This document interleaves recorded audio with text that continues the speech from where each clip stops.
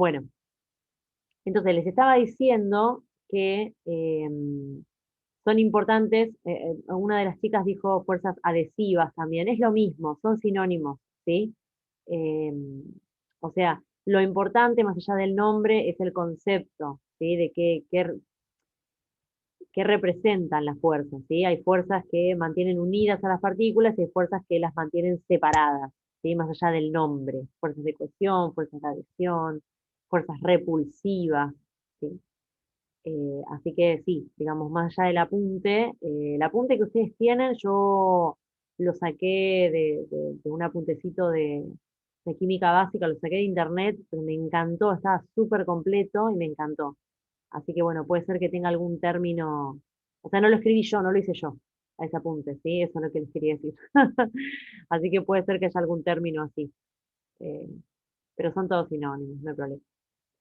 Entonces, les decía que los estados de la materia, estos estados clásicos de la materia, eh, tienen sus características.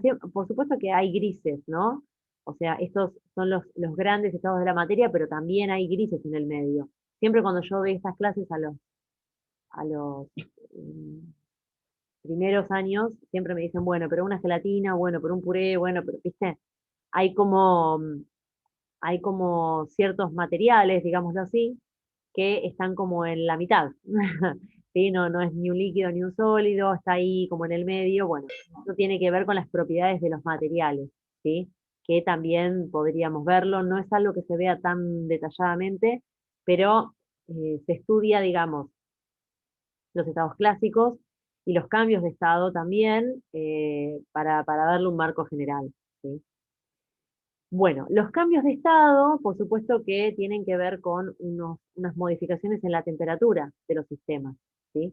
A ver, si yo tengo un sólido, por ejemplo, imaginemos, piensen en un sólido que tengan cerca de ustedes, lo que sea. Yo tengo acá, por ejemplo, un marcador negro eh, con el que escribí algo recién para unos niñes.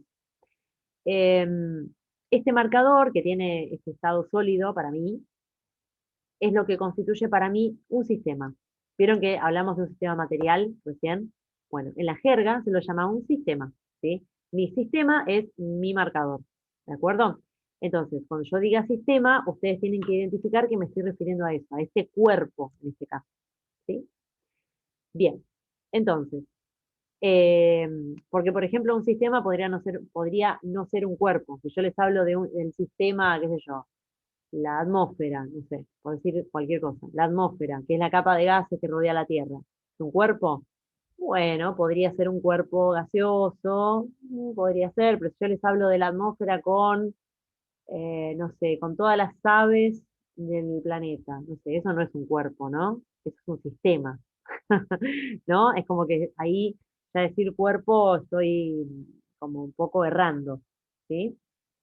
Bien, entonces, si yo tengo mi sistema sólido, lo que hago es aumento su temperatura y genero lo que se llama la fusión de ese sólido, ¿ven? A un líquido. Si yo aumento la temperatura de ese líquido, genero la vaporización de ese líquido a un estado gaseoso. ¿Y por qué el aumento de la temperatura genera los cambios de estado? Bueno, básicamente porque ustedes piensen que la temperatura es algo propio de un sistema, ¿sí? Por ejemplo, mi frasquito acá con acetona adentro, ¿sí? La acetona, por ejemplo, que está dentro del frasquito, si yo lo tomo como un sistema líquido, por ejemplo, está a una cierta temperatura. Es una propiedad del sistema, ¿sí? Me fui. Es una propiedad del sistema, ¿sí? Entonces, ¿y qué representa para mí la temperatura? Imagine, vamos a poner una temperatura, vamos a ponerle 20 grados Celsius, no sé, cualquiera, ¿sí? ¿Qué quiere decir eso? ¿Qué información me da a mí la temperatura? A mí me da idea de la velocidad de las partículas dentro de ese sistema, ¿sí? Entonces, si yo pudiera tener este sistema a 20 grados Celsius, como dijimos recién, y pudiera tener un frasquito igual, con la misma acetona, pero a una temperatura de, no sé, tiro 40 grados Celsius en vez de 20, ¿sí?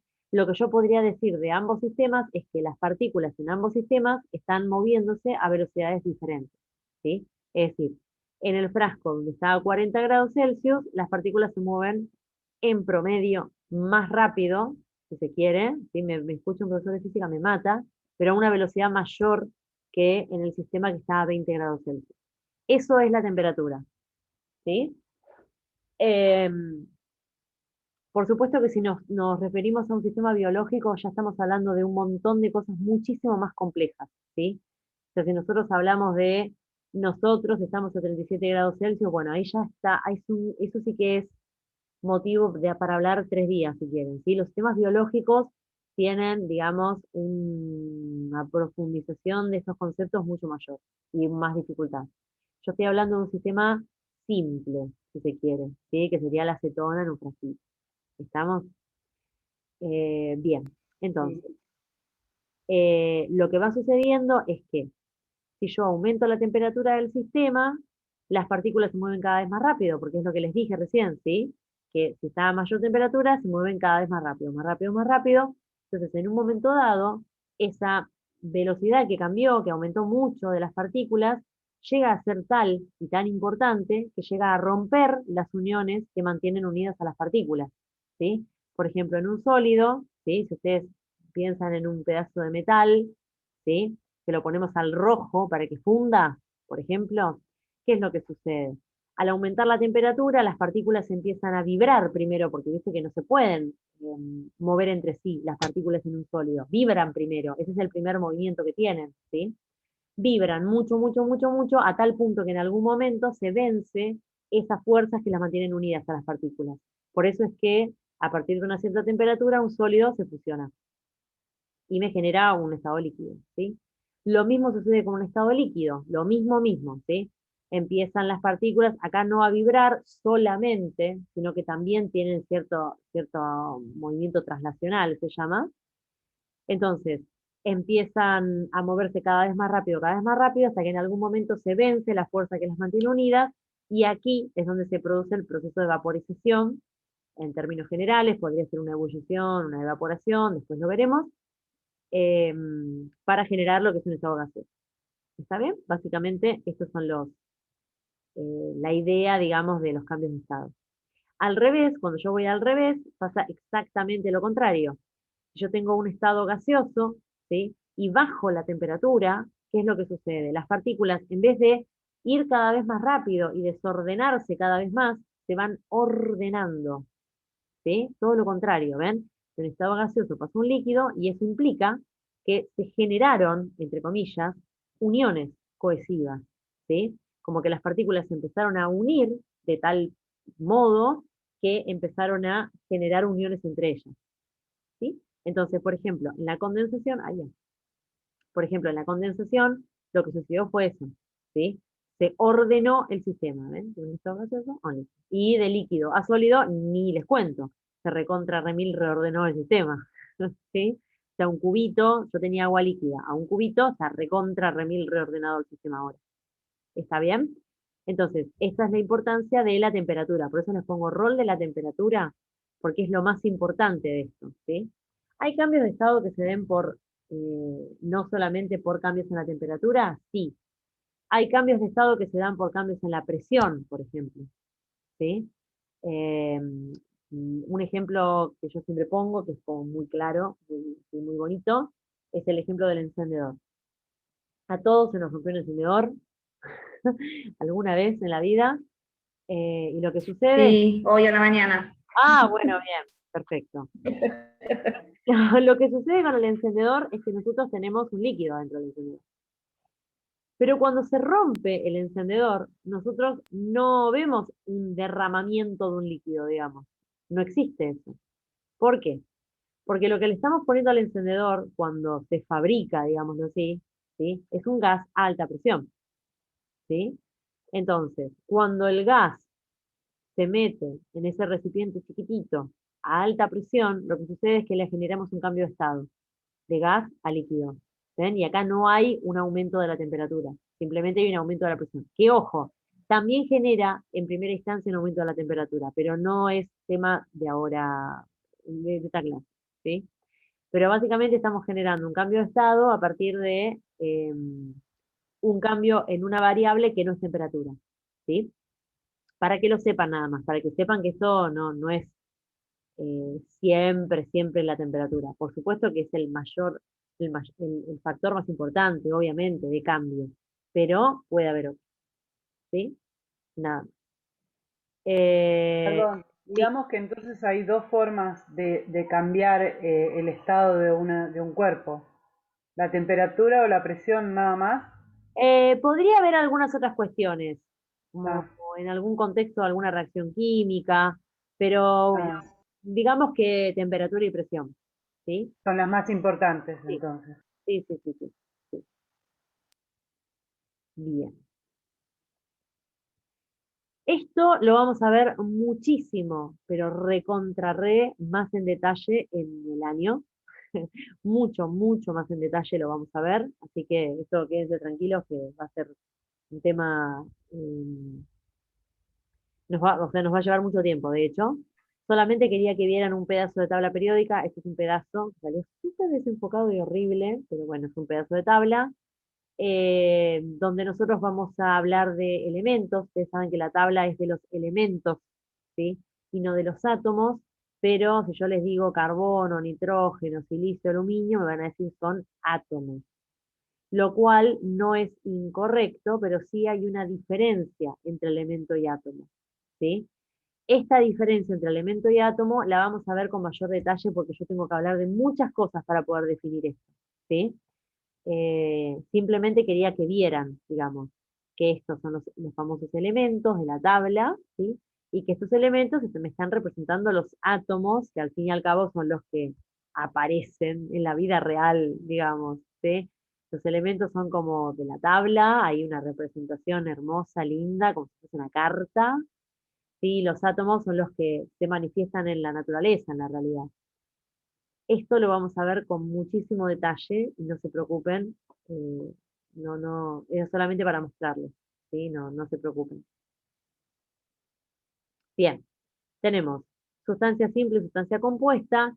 Recuerden que siempre, digamos, en las ciencias fácticas bueno, y en todas las ciencias en realidad, siempre hay clasificaciones.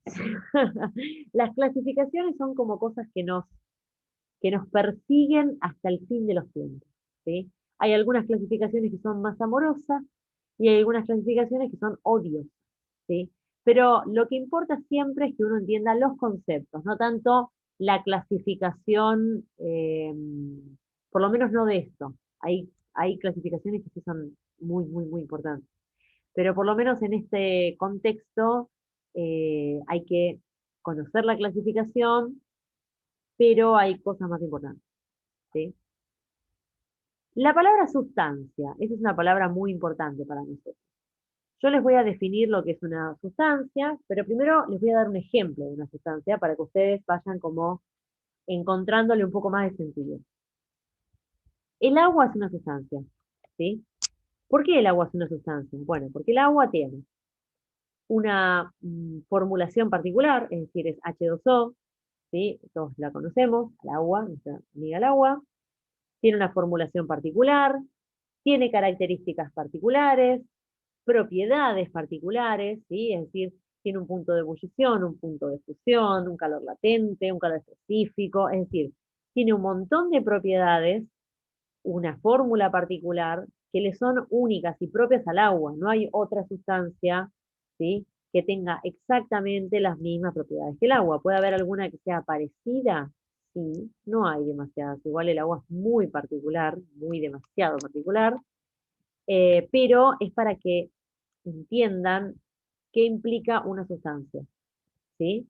Como algo único e irrepetible, que tiene una fórmula sola, ¿sí? O sea, no hay otra sustancia que tenga la fórmula del agua y tiene unas propiedades y unas características particulares, ¿sí? Eso es una sustancia. Ahora, una sustancia, ahora sí viene como la parte más, bueno, de clasificar, ¿sí? Las sustancias pueden ser simples o pueden ser compuestas. Las sustancias que son simples están formadas por un solo tipo de átomo Y las sustancias que son compuestas están formadas por más de un tipo de átomos. Básicamente el agua, como es H2O, es una sustancia compuesta, porque está formada por dos tipos de átomos diferentes, o sea, hidrógeno y oxígeno. ¿Sí? Ahora, la sustancia, por ejemplo, una sustancia simple podría ser, por ejemplo, el oxígeno. El oxígeno que nosotros respiramos es una molécula que está compuesta por dos átomos de oxígeno, es decir, es el famoso O2. ¿Sí? Otra sustancia simple es el ozono, por ejemplo. ¿Sí? El ozono es el O3. Son tres átomos de oxígeno. ¿De acuerdo? Acá les pongo, por ejemplo, el gas mostaza. El gas mostaza es el gas cloro, ¿sí? Es un gas que se utilizaba para matar gente, básicamente, como arma biológica, una de las primeras armas biológicas, sino la primera, en la Primera Guerra Mundial, ¿sí? Eh, y es una sustancia simple. Lo puse para darle algo distinto a la clase nada más, ¿sí? No piense que puse el gas mostaza por nada en particular, simplemente porque eh, me gusta que tenga como un significado esto, que tenga un poco más de punchy, ¿sí? Si no es una clasificación como media aburrida, ¿de acuerdo? Entonces, sustancia, recuerden siempre el agua, es como un puntapié lindo para recordar qué implica una sustancia, ¿sí?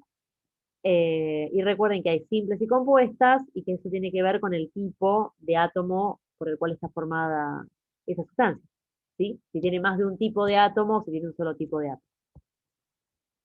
Bien, sistema mezcla. Fíjense que acá yo vuelvo a hablar de sistemas, ¿sí? Como que me gusta mucho hablar de sistemas. Sistemas, sustancia, ¿sí? Por supuesto que en este caso voy a hablar de un sistema mezcla, o le puedo decir mezcla directamente. Lo puse a propósito como para reforzar el concepto, ¿no? La mezcla, por supuesto que es una mezcla de sustancias, obviamente, ¿no? Yo tengo más de una sustancia en una mezcla. Y las mezclas, por supuesto, que pueden ser tanto homogéneas como heterogéneas, ¿sí? Esto tal vez ya lo saben. Los sistemas que son homogéneos son aquellos donde yo no puedo distinguir los componentes. Por ejemplo, un vino, ¿sí? Es el clásico, el jugo, no sé, algo así. ¿Sí? Es como los clásicos sistemas homogéneos.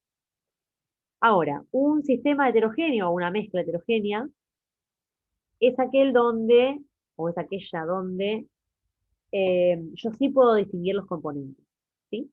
Por ejemplo, agua con aceite, ¿sí? Donde hay una interfase, digamos, donde yo puedo ver claramente que hay dos componentes o tres o lo que sea, ¿sí?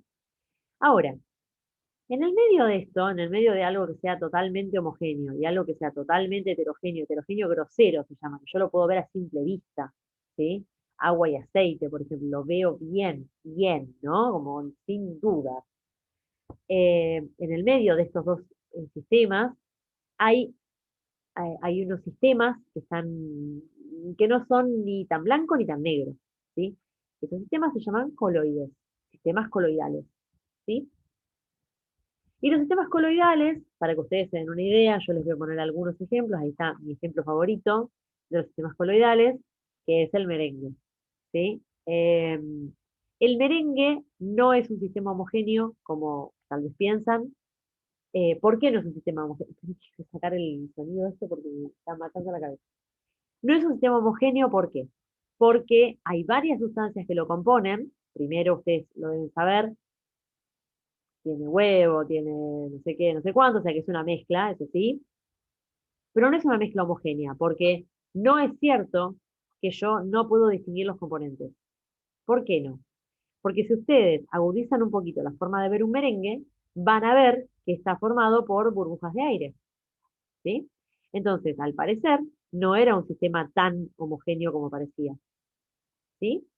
Es un sistema coloidal, se llama. ¿De acuerdo? ¿Sí? Otro sistema coloidal, para que me entiendan, es la mayonesa. La mayonesa es un coloide. Ustedes me dirán, pará, la mayonesa es un sistema homogéneo, no. No es un sistema homogéneo. ¿Por qué no es un sistema homogéneo? Porque si yo agudizo la forma de verla, podría haber gotas de aceite en la superficie. ¿Sí? Entonces, esas gotas de aceite en la superficie que yo podría distinguir con un poquito más de agudeza visual, con una lupa, por ejemplo, eso hace que ya no sea un sistema totalmente homogéneo, ¿sí? Un sistema homogéneo es aquel que yo no puedo distinguir los componentes de ningún modo, ¿sí? O sea, yo agarro agua, por ejemplo, no sé si tienen agua así cerca de su ser en este momento. Yo compré una botella con agua. Bueno, ¿yo puedo distinguir las sales que tiene el agua? No, de ningún modo. No, Exacto, de ninguna manera, ¿sí? Eso es bien un sistema homogéneo. En cambio, los merengue o la mayonesa o la manteca no tanto. No, la manteca no. La manteca es mayoritariamente grasa y listo. Eh, o por ejemplo la leche, ¿sí? La leche también es un sistema coloidal, ¿sí? ¿Por qué es un sistema coloidal la leche? Porque yo puedo distinguir gotones de grasa en la superficie. Entonces ya no es un sistema homogéneo. Más allá de que la leche es un sistema biológico. Entonces, bueno, ya ahí tenemos esta cuestión.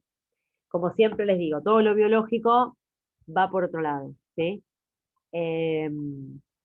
Pero bueno, ustedes saben que a mí me gusta mucho lo biológico, así que siempre vamos a tener algo para mostrar. Bueno, entonces, esto para que les quede clarito lo que es un coloide, para que no piensen que todo es blanco y negro, ¿sí? Otro coloide es el humo, por ejemplo. Uno ve humo y dice, ah, ese debe ser una sustancia gaseosa negra. No, el humo es dióxido de carbono y vapor de agua, que son los productos de cualquier combustión, que tienen qué cosa adentro. Tienen pequeñas partículas de carbono, ¿sí? O sea que eso es bien, bien un coloide, porque es un sistema, lo que se llama un sistema dispersante, ¿sí? El sistema dispersante sería como esa especie de nube de dióxido de carbono y vapor de agua, y adentro yo tengo pequeñas partículas de carbono, ¿sí? Entonces, si yo lo veo de afuera, lo veo como una especie de gas negro, pero en realidad no es un gas negro, ¿sí? Es un coloide, ¿se entiende? Es una dispersión, ¿sí? Son sí, pequeños detalles, pequeñísimos detalles que hacen a tener un poco más de perfección conceptual, ¿sí? Lo vamos a ir viendo igual todo, pero esto para que les quede. Bien, los sistemas heterogéneos, recuerden que yo les dije recién acá que los sistemas heterogéneos podían ser coloidales o groseros.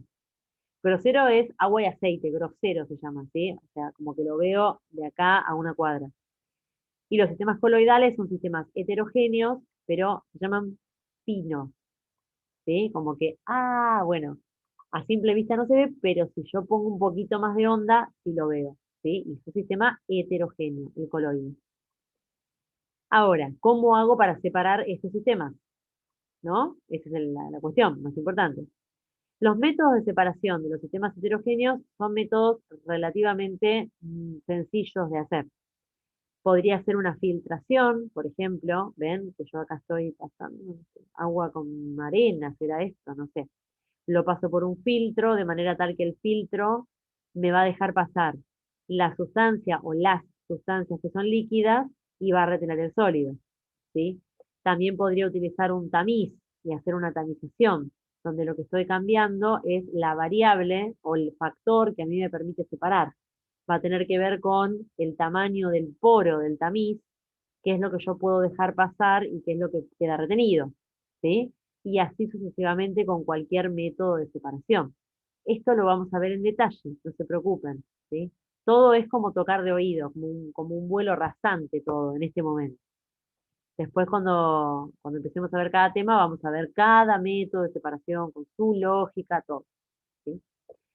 Bien, y vamos a ver qué es una fase, pero lo vamos a ver después, ¿sí? Sistemas homogéneos.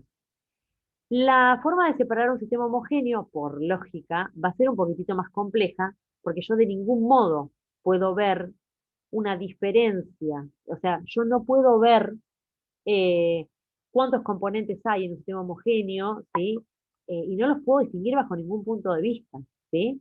De ningún modo. Entonces, para poder separar eso, voy a tener que poner un poquito más de onda, ¿sí?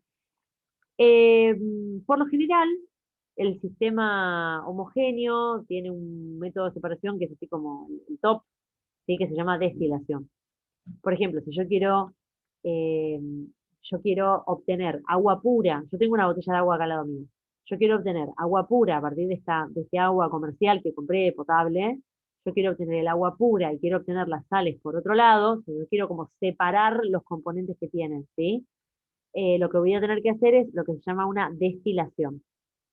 En un destilador, que es un aparato, ¿sí? Que a mí me va a permitir hacer eso, teniendo en cuenta los diferentes puntos de ebullición de la sustancia.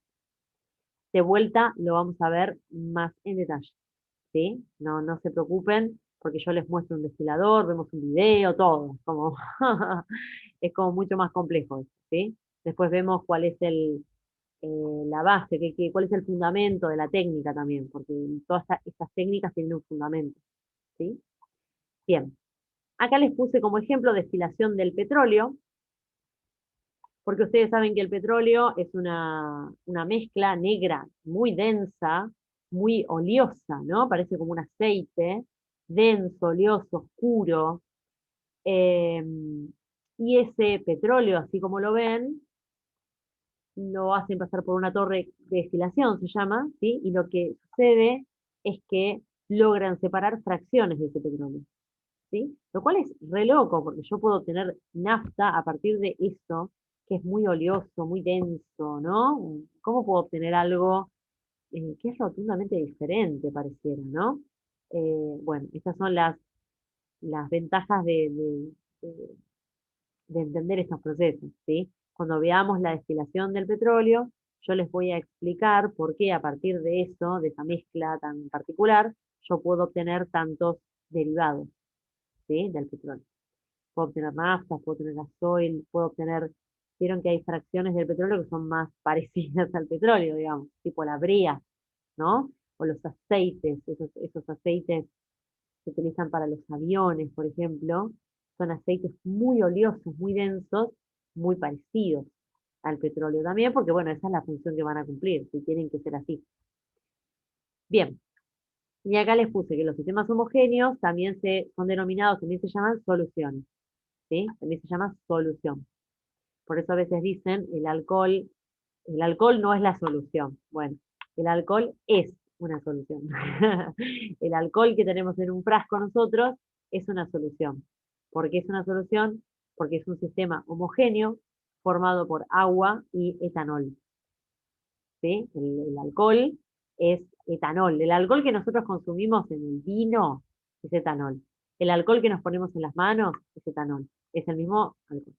Pero cuando nosotros lo compramos, no lo compramos como una sustancia pura, porque no dice etanol, ¿sí? Nosotros lo compramos como una dilución.